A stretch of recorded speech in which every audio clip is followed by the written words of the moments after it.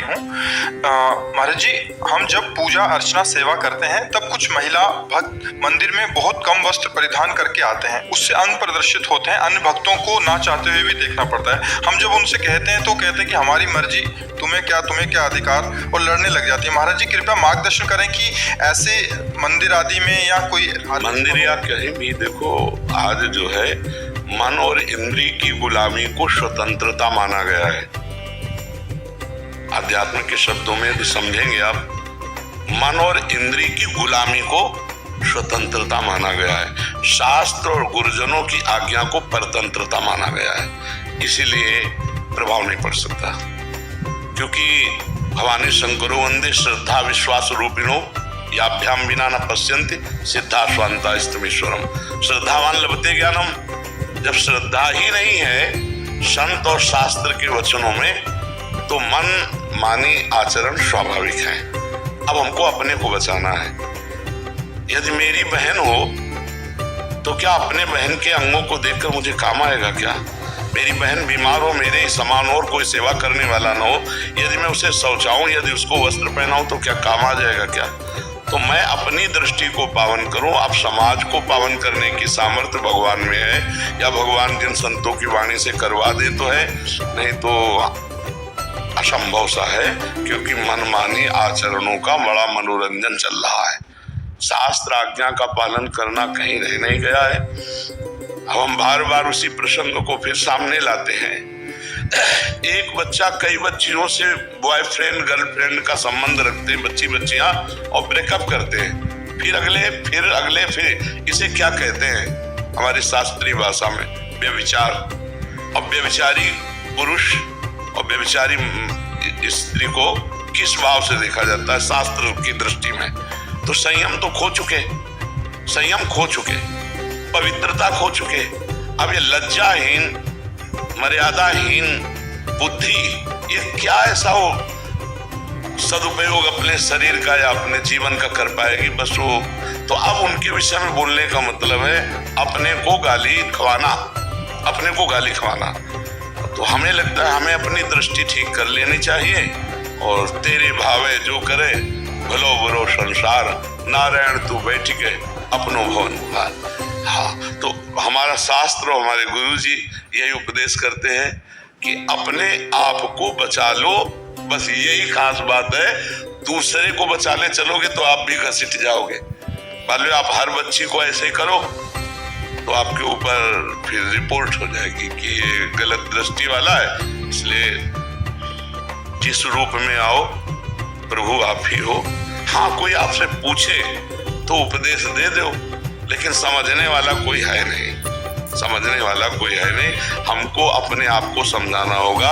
आज का समाज, ये सब नौजवान भाई समझ रहे ना, हम इनके चरणों में प्रणाम करते हैं कि भैया आप हमारे ऊपर कृपा करके सुनने आए हो और थोड़ा आचरण बदल रहे हो। मतलब बहुत बड़ा एहसान हम आपका मान रहे कि आप अपने आचरण सुधार रहे, आप साधु संग कर रहे, आप साधु के वचन सुन रहे। नहीं, कलिकाल है भाई, बहुत विचित्र कलिकाल है। ये तो पता नहीं कौन सी लहर चली है कि संतों के प्रति श्रद्धा हो गई। इसलिए अपने को सुधारा जाए, समाज को सुधारने की। नहीं, मैं अपने की बात नहीं कर रहा था। हम जब सेवा करते हैं वहाँ पे, तो काम करते वक्त जब लोग आते हैं तो लोग हमें बोलते हैं कि पंडित जी, हम पंडित जी, तो बोले पंडित जी आप ही उनको कोई मार्गदर्शन दीजिए, आप बोल दीजिए। हमने बोर्ड भी लगा रखे हैं लेकिन सुनते कम है। नहीं सुनेंगे, आप कहोगे तो आपके ऊपर वचन और हो सकता है कटुता का व्यवहार हो जाए। नहीं सुनेंगे आप। पहला हमारा उत्तर था, मन और इंद्रियों की गुलामी को स्वतंत्रता समझा जाता है। शास्त्र और संतों की वाणी के अधीन चलना परतंत्रता समझा जाता है। कैसे समझ में आएगी आप बता? तो इस विषय में हमें लगता है कि मौन होना ही उचित रहेगा। कोई प्रश्न करे तो उसका तो फिर बोल सकते हैं, क्योंकि वो जानना चाहते हैं। और ऐसे आप बोलोगे तो फिर बहुत ही गलत हो जाएगा। बहुत ही गलत शब्द का प्रयोग हो सकता है, बहुत ही गलत शब्द का प्रयोग। हाँ, संसार का बहुत विचित्र स्वरूप है, नहीं प्रयोग हो सकता।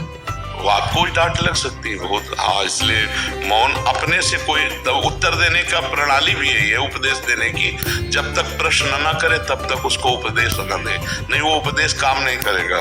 प्रश्न करता दैन्य भाव से आरत अधिकारी जब पावे गूढ़ो तत्व न साधु दुराए। और इस विषय की व्याख्या हम कर नहीं सकते, क्योंकि जब तक आप नहीं बदलना चाहेंगे, मतलब सामने वाला, तब तक ऐसे केवल फालतू बोलने से नहीं चलेगा। वो सामने सुधरना चाहे तो उसको हो सकता है। और नए बच्चे हैं, ये इतना ही मान लें कि गलत आचरण न करें और नशा न करें, इतना ही मान लें तो हम इनके चरण छूते हैं सब बच्चों के।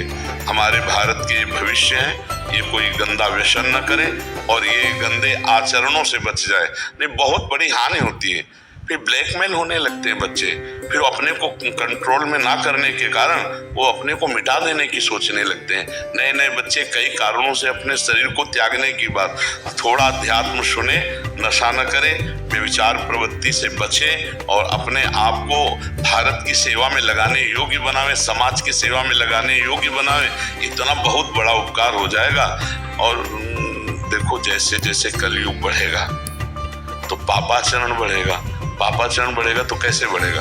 ऐसे बढ़ेगा। मम्मी पापा से बच्चे कैसे बात करते, तुम अपनी देखो यार, हम अपनी देख लेंगे, ऐसे हमने सुना है। मम्मी पापा से कह रहे हैं ऐसे, तो हमारे अपने बाप की नहीं मानते, हमारी बात कैसे मान लेंगे? हमारी मान रहे हैं, यही बात हम प्रणाम करते हैं भैया, बहुत प्रणाम करते हैं। सुबह जब हम आते हैं ना तो हमें लगता है 80% जवान होंगे, सब नौजवान होते हैं 80%। तो देख के हमें आनंद लगता है कि अगर ये सुधरे तो भारत सुधर जाएगा। क्योंकि नौजवान मतलब भूत अवस्था होती है, नौजवान की होती यौवन ज्वर के नहीं बलकावा, इसमें कुछ नहीं यार, अपनी मस्ती से। और ये सुन रहे हैं हाथ जोड़ के, ये खड़े हैं साधु दर्शन के लिए, इसका मतलब श्रद्धा है। इसका मतलब हमारे भारत में अभी संतों और शास्त्रों के प्रति श्रद्धा है। तो जो श्रद्धा करेंगे वो तो सुधर जाएंगे, और जो श्रद्धा नहीं करेंगे तो मनमानी आचरण को सुधारना बड़ा कठिन है, बड़ा कठिन है। उसे निरंतरता में लाओ, बताने की जरूरत, पर ये बिना गुरु के काम नहीं करेगा। ये जो द्वादशाक्षर मंत्र है, पंचाक्षर मंत्र है, अष्टदशाक्षर मंत्र है, ये गुरु प्रदत्त होने चाहिए। आप हमारी बात मानना, हमसे गुरु का चयन करो और अभी नाम जप करो। जैसे वासुदेव का ही मंत्र है तो कृष्ण कृष्ण कृष्ण या राधा कृष्ण, जो आपको प्रिय लगे नाम जप करो, अभी मंत्र नहीं। जब गुरुदेव मिले तब मंत्र जप करो तो सही अनुभूति होने शुरू हो जाएगी। हमें तो सबसे यही कहना है कि बिना गुरु कृपा के भव बंधन से मुक्त होना असंभव, असंभव। ये मतलब अपने जीवन की बात कह रहा हूं, जहाँ ऐसे पहाड़ आए हैं कि जिनको मैं हटा नहीं सकता, और जब गुरु चरणों में बैठ के रोया गया तो वो ऐसे उड़ गए। गुरु प्रसाद से, हाँ, मोक्ष मूलम गुरु कृपा, मोक्ष मूलम गुरु कृपा। तो सब प्रश्नों का उत्तर पहला एक है कि गुरुदेव का वरण करो। जब तक गुरुदेव नहीं मिलते निरंतर नाम जप करो और शास्त्रों का स्वाध्याय करो। गीता है, भागवत है, योग वासिष्ठ है, पढ़ो उनको, शास्त्रों को पढ़ो तो उससे बुद्धि का मार्जन होगा।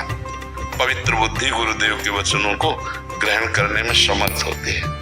ठीक है महाराज जी, आपने बोला कि गुरु प्रदत्त, जैसे इन्होंने जो मंत्र बोला तो वो उसमें क्या फर्क है? जैसे इन्होंने पढ़ लिया उससे जप रहे हैं और गुरु प्रदत्त जपने, अनुभूति नहीं होगा, प्रकाश नहीं होगा, उसका प्रकाश नहीं होगा, उसका प्रकाश नहीं होगा। जो मंत्र का प्रकाश हो नहीं हो सकता।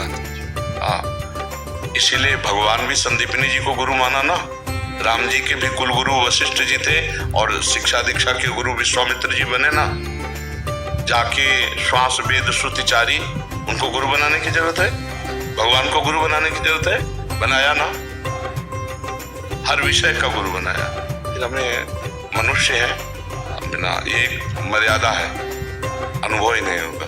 आप देखो गीता जी भगवान ऐसे शुरू कर दिए, जब अर्जुन जी नित्य सखाएं भगवान के, खूब हंसी मजाक होते, खूब घर के हैं, वैसे भी बुआ के लड़का है और वैसे भी मित्र है और वैसे भी नर नारायण के अवतार है नहीं? गीता जी कब शुरू की? जब शिष्यस्ते हम साधिमाम प्रपन्नम, यहाँ से गीता जी शुरू होती है। जब अर्जुन जी कहते हैं हे जगत गुरु भगवान, मैं कार्पण्य दोषो प्रत स्वभावा रक्षामि त्वाम धर्म सम्मूढ़ चेता, अपने को जब साबित किया कि मैं मूढ़ चित्त वाला कायरता रूपी दोष से युक्त हो गया हूँ, क्या मेरा कल्याण है किसमें, ये मैं निश्चित नहीं कर पा रहा हूँ। आप निश्चित करो, मैं आपका शिष्य हूँ, आपकी शरण में हूँ। यहाँ से गीता जी प्रारंभ। महर्षि आप जैसे कह रहे हैं वो तो परम सत्य बात ही है, हम उसको तत्काल ग्रहण करें तो उसमें कल्याण निश्चित है। बट महाराज जी इसमें कहीं ना कहीं अधीनता भी एक बहुत समझ आ रही है कि वो अहम जो प्रकाशित होने वाला जो बाधक तत्व है अहम, वो केवल और केवल गुरु कृपा से ही नष्ट होगा। हाँ, इसमें मूलतः हाँ नहीं, इसमें गुरु वाक्यम भी है, मंत्र मूलम पूरा का पूरा जीवन गुरु कृपा से बचपन से लेकर अभी तक। तो हमारे तो जीवन में गुरु कृपा ही है। तो आप सब संत जन बता सकते हो